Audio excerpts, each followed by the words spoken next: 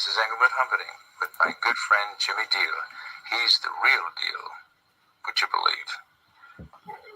Engelbert, I remember when we interviewed him. What a great guy. Yeah. So today we have a special guest for you today on the Jimmy DIELE Celebrity Spotlight. It's Jimmy Holmes, Elvis tribute artist. Welcome to the Jimmy DIELE Show. Yes, hello guys. Thank you for having me. Excited to be on the show. Yeah, it's gonna be fun. Yeah, welcome to the show, Jimmy Holmes. Great to have you with us, world champion Elvis tribute artist. So nice to have you with us tonight. 2.5 months ago, I was there in Memphis at the Ultimate Elvis Tribute Contest, and you brought the house down. I was rooting for you the whole time. You did a fantastic job. Linda Thompson was a judge. Did you get to meet her? I did, yeah. So actually, before you go into the final round, all the contestants get to have a little 5-minute meeting with the judges. Mm-hmm. So yeah, I got to meet her, and the other guys who were on the judging panel too. And yeah, it was really cool. She's one of the nicest people you'll meet, and she really supports all the ETAs, which is really nice to have her, enjoy what we do. Right. Now, how did Elvis become such a major force in your life? It was mainly from my dad. My dad is a huge Elvis fan. I mean, and when I was a kid, when I was a baby, he was listening to Elvis music. So I've just had it in my life for my whole life, pretty much. So from him, he passed down the love for Elvis. And he actually used to be an ETA, actually, back 15 or so years ago. Yeah. So, wow. Kind of learned the business from him. Yeah. Now, I heard you still have some of his jumpsuits, right? Do you wear them still, or? No, not so much. I have a couple of his, but I don't wear them as much as I wear my other ones. But I do have a couple of them. He kept a few. He sold off some of his stuff, but he kept a couple of them that I still have, which is really neat. Now, I know you started singing when you were very, very young, and you became an Elvis fan very young. Tell us about that. Yeah. So I've been singing for almost my whole life. Elvis and other things, big musician, big music lover, everything music. I just love it. I can't get enough of it. So, and Elvis, to me, the first time I watched Elvis on tour when I was probably 5 or 6 years old, I just saw that and I was like, that's the coolest thing, the long hair and the jumpsuits and, everything about it was just so cool. So I saw that and then it was just like, boom, my love for Elvis was there, and it's never left. I don't think it ever will.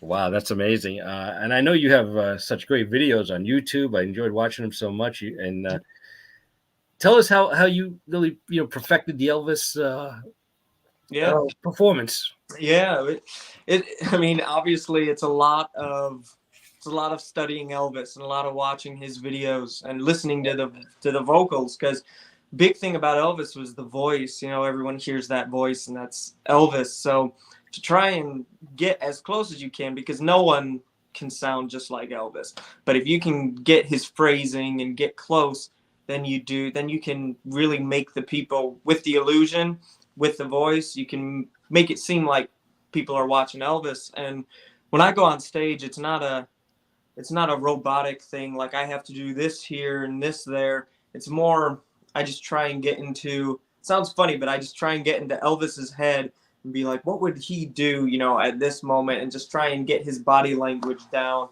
to get it to come off naturally. That's what. Right. You're not one of those Elvis tribute artists that actually thinks he's Elvis, right? And I know that you don't. That's very big with you, right? Oh yeah. No, it's when you're on the stage is when I do the Elvis thing. When I'm off the stage, it's not Elvis anymore. Doc G, what do you have for Jimmy? Yeah, that would be a hard way to live. Yeah.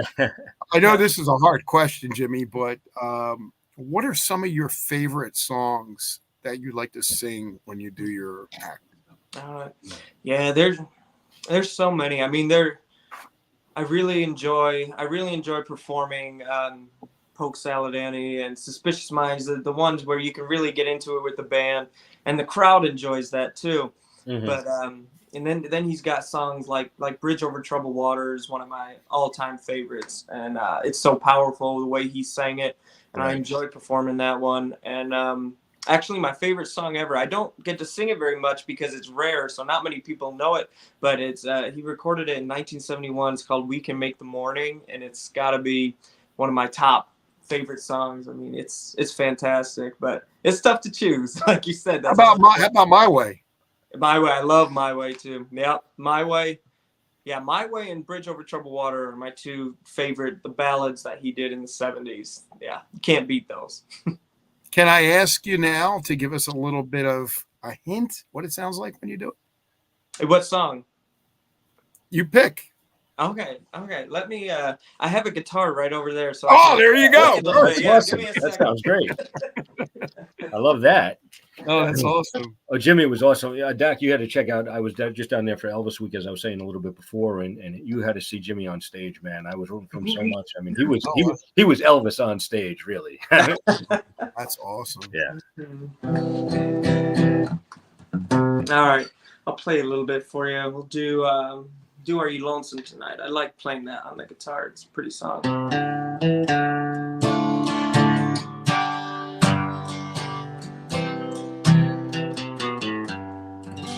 Are you lonesome tonight? Do you miss me tonight? Are you sorry we drifted apart? Does your memory stray to a bright summer day when I kissed you and called you sweetheart? Do the chairs in your parlor seem empty in bed? Do you gaze at your doorstep and picture me there? Is your heart filled with pain? Shall I come back again? Tell me, dear, are you lonesome tonight? Amazing. A little bit of it for you. Oh, that's so great, man. What a voice. Thank How you do for you keep sharing. your voice in such great shape, Jim? Huh? How do you keep your voice in such great shape? You gotta keep singing, and it's like a muscle, just like anyone else when you exercise or do anything. Right. Even throughout the week, I do the shows on the weekends, but Right. you got to keep it going, because if you don't, and then you don't sing for like a week, and then you got to go into a show, you'll feel your voice. It's like, man, I haven't worked out in a while. Your voice gets real sore really fast, so it's important to just keep it steady. Yeah, I remember one time I was backstage with Tom Jones, and he was drinking. He had a thing full of honey, and he would do tea with honey. And I said that's how he keeps his voice in such great shape, which is awesome. So I know that it's tough to do when you're performing night after night. Oh yeah, it is. You gotta be smart about what you're eating. There's certain foods that aren't good for your voice, and just be thoughtful about it. And if you are, then you should be in good shape. Now, when you first saw Elvis on television, you were a little kid. Mm-hmm. What really, got you into Elvis? What stood out about him? It was a I don't know, a combination of everything. I mean, when I saw the jumpsuits, I thought it was it was just cool. I'd never seen something like that before, and the voice and his charisma that he had with the crowd, it was like, I don't know, it was like otherworldly. Like he could do any little thing, and he had the crowd like in the palm of his hand, and it was just, I just never saw anything like that, and I've never seen anything like it since. It's just, he was one of a kind, and there's no one else like him. That's why still today, I mean, his music is so prevalent, and just with the movie and everything, it's like, Elvis is still a big time name, and that's 46 or 47 years almost after he passed away. So it's crazy. And I know you started watching all the videos as I did after he passed, right? I mean, pretty much. And I had the same reactions of, I said, man, this guy was just so cool. I mean, with the jumpsuits and the voice and the charisma. I mean, I never seen anything like that before, and I became a huge Elvis fan. And I worked on Elvis radio for a little bit with George Klein, and became friends with a lot of his friends, and So it's been, you know, a big part of my life, you know, because, I mean, the charisma and the persona that he had, I mean, could never be repeated by any celebrity today. Yeah. It was something special. It was a one of a kind thing. There'll never be another Elvis. He was bigger than life almost. Yeah. How often do you go down to Memphis? I know you performed in Memphis this past August. Yeah. So, I mean, we're always down there for Elvis week. Yeah, we'll always right. be there. And sometimes, throughout the year, I have some other performances there, but mostly for Elvis week, we're always down there for the whole week, and it's fun. It's there's no place Absolutely. like it. Mm-hmm. Yeah, and I know when you were young, you had a rock and roll band, right? Mm-hmm. Okay, tell us about that. So, how do you make the transition from a rock and roll band to Elvis tribute artist? Tell us. Yeah, yeah, it's totally different because yeah, I had a band with guys around that Chicago area, and we played all around in the clubs and things, and it was a lot of fun. And it was original music. We wrote our own stuff, and then just some of the guys moved away to other places, and they just kind of faded off. And then I thought of the Elvis thing again, and I was like, man, I wanted to, I just got the itch. I don't know why, I just got it. And I was like, all right, let's give it a go, and let's see what happens. Because, I knew that with Elvis, if you could, if you're good, if you can do well at it, you can do well, you can go lots of places and be busy and do really well. So I was like, let's give it a try, because I've always loved Elvis, and I just didn't know if I could pull it off. So I started working at it, started dyeing the hair and everything. And then slowly but surely, just like working my way up. I mean, on stage, you look just like Elvis, which is amazing. I mean, as I said, I was down there at the Ultimate Elvis contest, and I was rooting for you the whole time, and I was hoping you came in I believe second, right? I mean, Cody won number first, but you've won so many awards. I mean, world awards all over the place. Tell us about some of the awards you've won. Yeah, quite a few. The most recently is the Images of the King World Championship contest. So now I guess I'm technically a world champion, but that one was very cool. And then a couple of years ago, I was in Las Vegas at the Westgate, which used to be the Hilton, right? And they had a competition there of guys all over the world, and is on same stage that Elvis was on, and it was called the Dream King Championship. Oh, cool. I actually have the trophy right here. Wow, look at that. It's the belt buckle. I love that. Yeah, I know. I was just checking that out online. Somebody put it up because right now it's in London. So somebody put it up on Facebook. So I was just checking that out. So it was really cool, just because it was in the same place that Elvis performed so many shows, and like the dressing rooms were like the dressing rooms where he got ready, and it's like I've seen all this on pictures and on video. So to be there, it was like it was cool. It was like I was my nirvana or whatever. Yeah, I've been back there. I got to go to the dressing room and then go up in the Elvis elevator and in the backstage there, and they have those star on the floor, and I got to go up to the suite.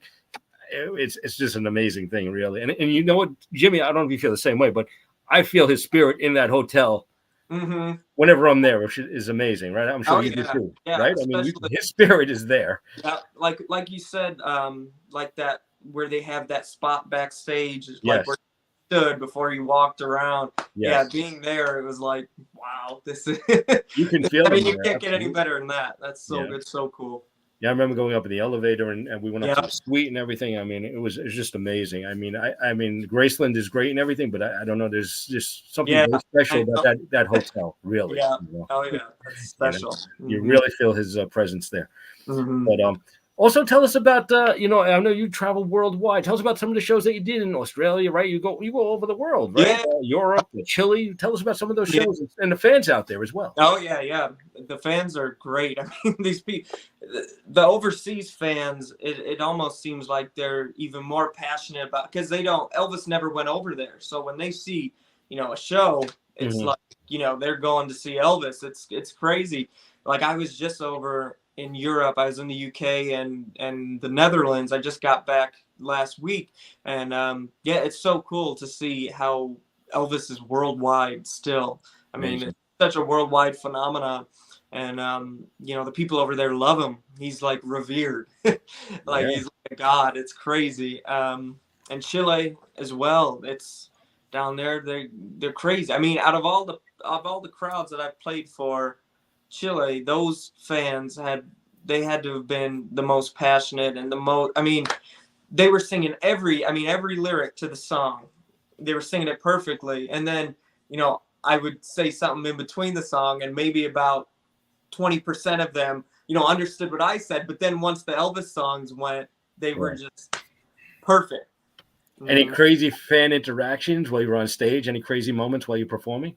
Yeah, there's a couple in when I was in Norway. It was a real party crowd, and they were you know, they were serving wine and beer and whatnot all night. So by the time I went up there, everyone was pretty loose and having fun, which is cool. And but I was handing out some scarves, and they had a barricade in front of the stage, and I was right over the barricade ready to hand this lady a scarf, and she grabbed my hand, brought me down, and then like got me in a headlock almost and pulled me off the stage. You know, Oh my god, it's crazy. But it, you know, they're just Elvis fans, and you know, that's just part of it. They're just having fun. But sometimes, yeah, you get some crazy fans, that's for sure. And it's like, we're not Elvis, you know, we're just someone. exactly. Not Elvis, but to them, sometimes maybe with a little bit of drinking, then they think we are. Elvis fans, the best in the world, right, Doc? Oh yeah, yeah. Yeah. Hey, Jimmy, I wanted to ask you, if you had a chance and things were different, if you had a chance to meet Elvis, what would you say to him? Yeah, that's a difficult question. I mean, if I knew what I knew now, I would, you know, I would say thank you to him, because he's provided so much to so many people, even, you know, after he's been gone. I mean, he gave so much to people when he was on Earth too, but afterwards, I mean, so many people have jobs because of him. I get to do what I do because of him. Right. And yeah, I would say I would tell him thank you. But if I don't know, I would have so many questions for him. It would be, yeah, my mind, I would just keep firing them out, you know. It would have been so cool to meet him, you know, to have an interaction with him, you know, personally, and to see what he was, you know, really like, because you hear stories from everyone and you see what he was like on the stage and stuff, but to actually meet him and, you know, get to have a little personal interaction with him would have been so cool. You think that was hard? How about this one? What if he came up to you and said, "Hey, Jimmy, can you give me some advice on what I need to keep doing Elvis or not doing Elvis?" What would you say to him? It's another hard question. I know. It is, you know, because if I would have said the wrong thing, you probably would have told me to get out of the room, because he was pretty, you know, he wanted to hear what he wanted to hear. But right. I don't know. I would just tell him that, I don't know. I would remind him that he is, you know, he's Elvis. He's the main, like, he doesn't need all these other people that were making the decisions for him and this and that. Like, he didn't need to rely on anyone. You know, he could have done whatever he wanted to. And I wish that, you know, maybe he would have done that at some point, you know, would have just done what he wanted to do and said, screw everyone else. I don't need these people hanging around me, because I don't think they were the best influence on him. And just, you know, maybe take a year or two off and get right and get, you know, in shape and everything, and come back and, you know, like do another 68 comeback, you know, take some time off and then come back and, you know, get right back in it. But yeah, it would be, I would just tell him that, you know, you could do anything, you know, you could do anything you wanted, and just to remember that. What about the movie, Jim? What did you think of the movie? Oh, I thought it was great. Yeah, I thought they did a really good job. You know, as an ETA and an Elvis fan who knows so much about Elvis, right, you know, there were some things that weren't quite right, and you know, that could bother some people that are like Elvis purists, but and I am, but like, if they're just going for the general public and to give people, you know, a fun movie, and that's what it was. You know, it was even if you weren't an Elvis fan, crazy Elvis fan, I think you were going to enjoy the movie because they did a good job and it was fast paced and the visuals were really cool. And I thought Austin Butler did a good job. I think he was really dedicated. He's really dedicated to Elvis and to doing it right. And I really appreciated that from him. One of my favorite parts of that movie is that it brought a lot of new young Elvis fans to the Elvis world. Yeah. That's for sure. Yeah, it did. What's your favorite song to perform while you're on stage? Favorite song to perform while I'm on stage? It's got to be, I do it almost every show, but it's Suspicious Minds is so great because the crowd loves it so much. Right. That it's like, I do it so much that when I'm tired of it, it's like, yeah, Suspicious Minds is next. And then the guitarist, so he'll kick into the riff and then the crowd will just erupt, and they're singing every song. So then that gets me back to be like, all right, this is fun. We're back into it, even though I've done it, 100 million times, whatever, but it's still so fun because I get the crowd to sing along to it and it really gets everyone into it. So Suspicious Minds, it probably varies nightly which song's my favorite, but that's a fun. Do you pretty much do just the 70s Elvis, or do you do the 50s, 60s as well? No, I sing a lot of different stuff. I could sing all of it, but as far as the visual goes, it's mostly the 70s. Just the 70s, yeah. I love your jumpsuits too. Do you have a favorite one to wear on stage? Yeah. I like the it's the blue, the owl with blue with the gold, with not the gold, the silver stars and stuff on it. That one looks really nice because I loved that in Elvis on Tour when I saw him in that. So it's like, I gotta get that jumpsuit because it's striking on the stage. It looks nice. I know everyone likes the white suits, and the white suits are nice too, but that one is just really sharp looking. Absolutely. Doing any holiday shows for Christmas? Yeah, we'll be. I got this week off because of Thanksgiving, and then next week we got 3 shows, 3 Christmas shows, and then almost all December we'll be doing some Christmas shows, which is fun. I enjoy the Elvis Christmas songs. It's really it gets me into the Christmas spirit hearing those songs. Absolutely, some of my favorites there. Right, Doc? Go ahead. Yeah, I mean, listen, we love Elvis here, that, and we appreciate everything that you're doing to help keep the Elvis memories alive. Yeah, and that's just going to ask you about some of his memories.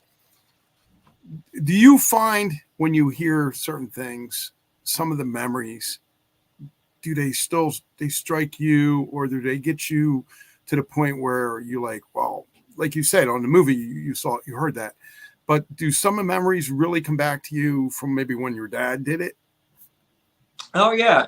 There are certain songs that I hear that, he did a lot when he did it, or just that I heard when I was little growing up. Like they used to have a CD, and it was called Elvis Sings for Kids or something. And it had like Puppet on a String and a few of those other, songs. Old McDonald, I think, was on there, right? Yeah. So yeah, when I hear those songs, it takes me back, and it's like, I remember hearing that when I don't even know how old I was, too young to remember how old I was, but I remember the song, that's so cool to hear. So every now and then I'll hear those songs, it'll take me back, right. Oh, we lost Jimmy. Jimmy's back. Oh, we lost you for a minute, Jimmy. There he is. Oh, I'm back. Did you hear anything I said? Yeah, yes, we did. We heard it. Yeah. Oh, okay. Do you have a favorite Christmas song that Elvis does?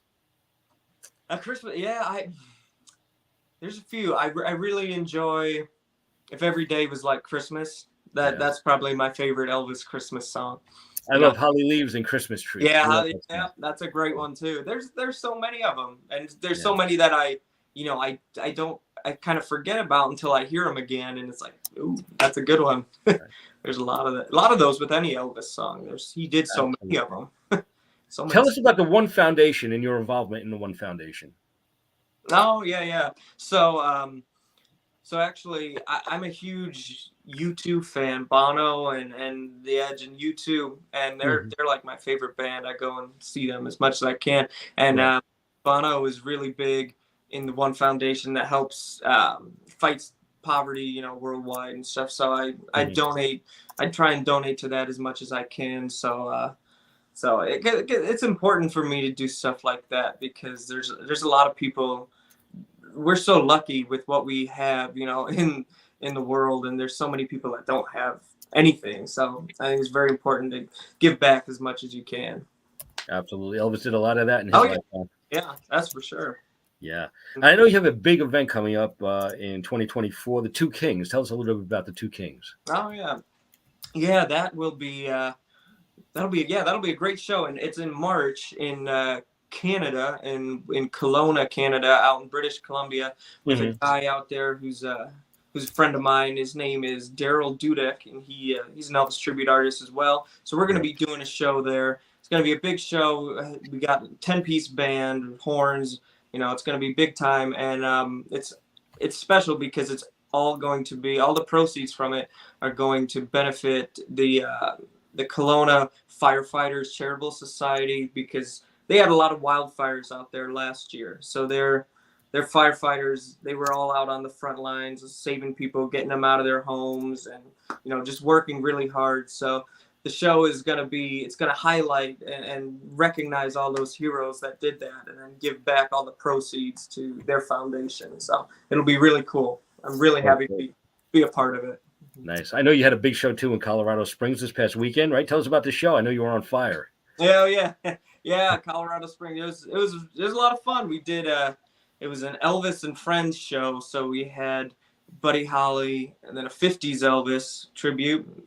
Radney Pennington and Nevin Castaneda were the other guys in the show. So Radney Pennington came out and did Buddy Holly and Roy Orbison. Then we had 50s Elvis, and then I came out and did the 70s Elvis.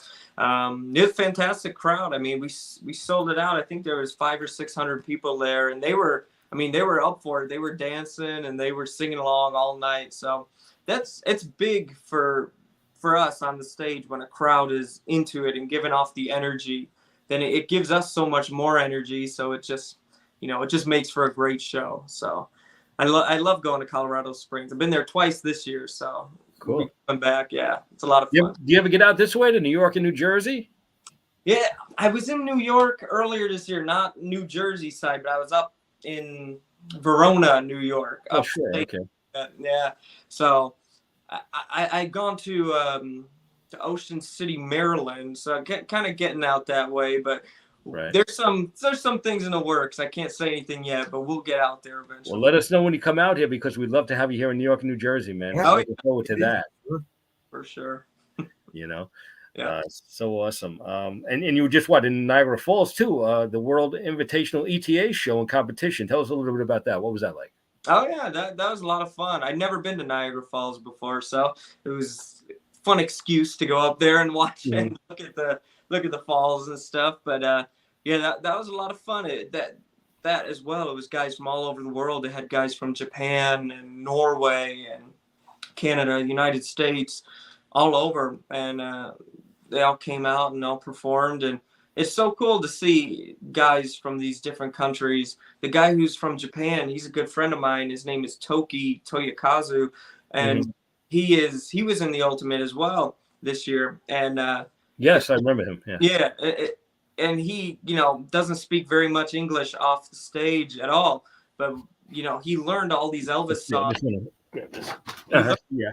Songs this is the actual book from the Ultimate Elvis, and this is actually Linda Thompson's personal copy that she had on the table that she was actually going through when she was judging the contest. So this was given to me, but this was Linda Thompson's copy actually. So did you meet her? I did. Yeah, I did meet her. Yeah. Billy Stanley is a very good friend of ours. He's been on the show, and so I got to meet. I was hanging out at the guest house at Graceland with Billy, and Linda came by. So, and then we were all, Billy introduced me to Linda, and so we got to meet. But I'd met her one time before, but so it was pretty cool. Oh yeah, so, I had a good time. She's very nice. I enjoyed talking with her. Yeah, absolutely. Yeah, it was a fun show for sure. You know? I wanted to ask you, what is it like backstage with all the competitors? I mean, are you guys really in competition? Because when you're on stage, you look like brothers and stuff. Is there any really competition backstage, going on? It's most of the time it's just everyone's fairly quiet. Everyone's thinking about their performances, and especially at the Ultimate, because I don't do very many of the other competitions anymore, just the Ultimate stuff, and Right. it's like, that's the biggest stage. So these guys backstage are, they're going through I can tell they're going through their head. Same with me, you're getting ready for your performance. You're getting ready to go out there, and, there's a little bit of nerves, but, as far as I know, all the guys support each other, and, we're all doing the same thing. We're just trying to keep Elvis's music going. So as far as I know, I don't know how much competition there's. I try and keep it light. We just try and go out there and have fun, and Right. whatever happens, happens. But it's tough to do that when you're in the Ultimate Elvis contest. It's a little nerve-wracking. Very cool. Yeah. So there's no tension going on really. So you guys are just all hang out and Yeah. Trying to. It's a little bit tense just because everyone. Because everyone wants to win, of course. Yeah. And everyone does. So Yeah. so it's a little tense, but you gotta kind of. I don't know. You got to kind of keep it light as much as you can. Right. Doc G, go ahead. What else do you have for Jimmy Holmes? Yeah, hey Jimmy, what do you do if somebody does a song that you already have prepared? And I'm sure you'll have many, but I know it's like, oh, that guy killed it. How am I going to kill that? So like what they do in Memphis now is nobody can repeat songs. You pick your songs, and once one song is taken, then it's off. So but still, like if you're going up right after a guy goes on there and he kills, My Way or something, and then it makes you have to raise your game up a little more. Right. Well, he did that, so I gotta at least match him or try and do better. So yeah, it's a little bit it gets your nerves going a little bit, that's for sure. Yeah. Catch you off guard. So Jimmy, before you go, we just want to ask you if you can do a sweeper for radio station, of course, and Jimmy DIELE. Just say who you are, and you're listening to the Jimmy DIELE Show on Hamilton Radio. It's right up there, Hamilton Radio. All right. This is Jimmy Holmes, and you're listening to the Jimmy DIELE Show on Hamilton Radio. Fantastic. Unbelievable. Thank you so much, Jimmy. I really appreciate you coming on the show, man. It was great talking with you, and you're the best, man. You really are. I appreciate I'm one of your biggest fans. So. Yeah. Well, I appreciate it. Happy to be on. Thank you for having me. Well, thank you, Jimmy. I really appreciate you coming on. Yeah, thanks, man. Jimmy, have a happy Thanksgiving. We'll talk to you soon. Yeah, thank you. And a great holiday season as well. A great holiday season as well. Thank you. Thank you. Absolutely. Thanks, Jimmy. Appreciate it, man. So, Doc G, Jimmy was great. Jimmy's a good guy. Yeah, we want to give a shout out to Tom Payton before we go. And I don't know, Facebook user, but I'm sure you got other people there. And I'm going to make an announcement, and then we're going to end the show. Yeah, absolutely. I know Cindy from Lake Ronkonkoma is out there. I know Trisha from Sun City, Florida is out there. Who else? We have Marty out in Gravesend. My mom here in Brooklyn. Just so many people that listen to the show. Tommy out in Gravesend also listens to the show all the time. And I appreciate everybody that listens to the show every week. You guys are the best. Thank you so much. Appreciate it. We sure do. And I also want to mention that January the 6th, we have a new, not you and I have with the presidential candidate, Anthony Hudson, who we had on your show, running for president of the United States in 2024. Anthony Hudson will be making a debut show Saturday, January the 6th at 6:00. You'll be able to call in. You'll be able to instantly email him or talk to him right here on StreamYard or YouTube channels. Facebook, also listen to him on Alexa and Google devices on Hamilton Radio as well. So we want you to share that. We want other people to know that. I just got confirmation from him today for that. So I'm excited. And I want to give a shout out to 3 new sponsors we have here. One is APL Go. Debbie Stevens is running that. APL Go is a candy, a lozenge that actually works on the body, healing itself. Has special herbs in it. And Jimmy, one thing about the herbs is they're 100% organic, but they're from another country, which means they're not tampered with. No synthetic, no nothing, just real herbs.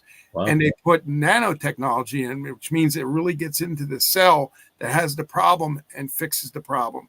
I've seen this happen with a lot of people. You can give it to your dog. You can give it to an older person, a younger person, and there's many, many things on there to choose from. So check that out. It's aplgo.com. Also, Amusist Advance. Amusist Advance is a tremendous plant surfactant that actually helps heal the body, almost like what the APL Go does. So use them both hand in hand. And another one, third one coming very soon. Hopefully we'll get that person set up. But thank you, everybody, for being here. Jimmy, thanks for being here. Great show. Yeah, I mean, we're coming back next Monday. Monday we may have another show, right? We're going to see. As soon as I get the confirmation from them, I will let everybody know. But this should be a big thing. And John, and in person usually answers me really quick right back. So as soon as he does, we'll let you guys know if we have a show next Monday. And I know in 2 weeks we have Marlene Bandiro is going to be here with promoting her new book, The Life of Al Bandiro. And also we have Lee Newton's coming back in December. And then we're going to come back in January, bigger, better, and stronger than ever with some great celebrities. Oh, we're going to have some amazing people. I already reached out to several friends of mine now, new friends. I'll make an announcement when that comes out, and then we'll talk a little bit more about that too. And I'm working on some really good people, so we'll see what good, Jimmy. I see you out there working on the people. Thank you. All right, man. Everybody have a great night, everybody, and thanks for listening. And we'll catch you hopefully next Monday, or if not, in 2 weeks. Have a happy Thanksgiving, everybody. Happy Thanksgiving, and God bless. Great weekend. Absolutely.